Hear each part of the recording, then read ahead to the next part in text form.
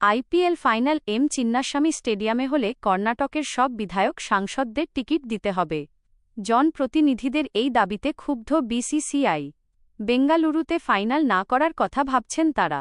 Royal Challengers Bengaluru আইপিএলের ফাইনালে উঠলেও ঘরের মাঠে খেলার সুযোগ হারাতে পারে। আইপিএলের ফাইনাল সহ প্লে অফ পর্বের 4টি ম্যাচের সূচি এখনও ঘোষণা করেনি ভারতীয় ক্রিকেট বোর্ড বিসিসিআই। ম্যাচগুলি পঞ্জাব এবং বেঙ্গালুরুতে হওয়ার কথা। রাজনৈতিক কারণে ফাইনাল চিন্নাস্বামী স্টেডিয়ামে না ও হতে পারে।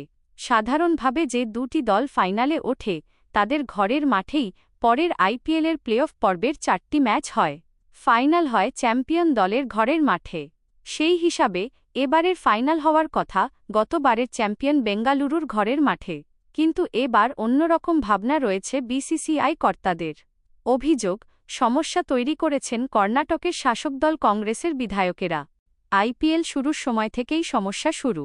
প্রথম ম্যাচে সানরাইজার্স হায়দ্রাবাদের মুখোমুখি হয়েছিল বেঙ্গালুরু।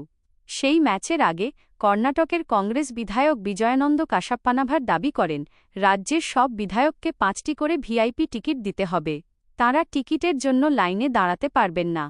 তাঁর বক্তব্য ছিল তাঁদের সাহায্যেই চিন্নাস্বামী স্টেডিয়ামে আইপিএলের ম্যাচ হতে পারছে এ বছর। কর্ণাটক ক্রিকেট সংস্থা